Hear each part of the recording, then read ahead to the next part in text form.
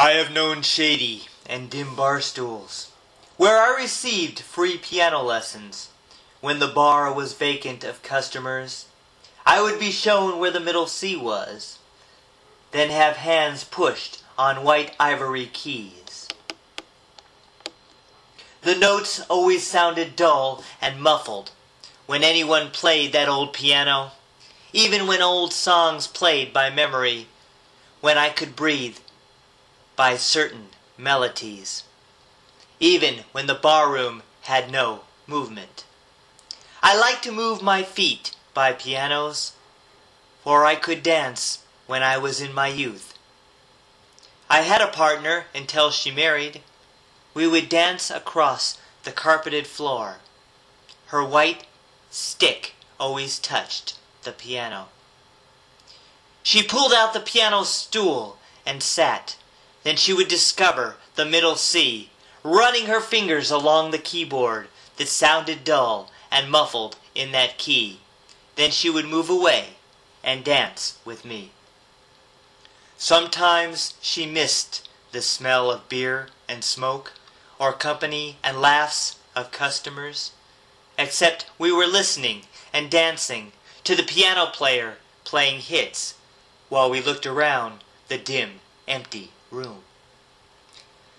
I have known dark nights of fat, thin, and tall, as fingers were scuttled over the keys, and random notes filled the room like banter, as the sound was muffled in middle C, and my dancing partner began to sing.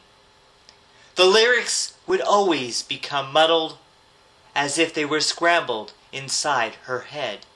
Then she would sniff the perfume off her dress, perhaps wondering if it was favored. Then she would stop and sit down, motionless. Many who have passed through have been married, moving their feet one after the other, through simple nights to horrid divorces.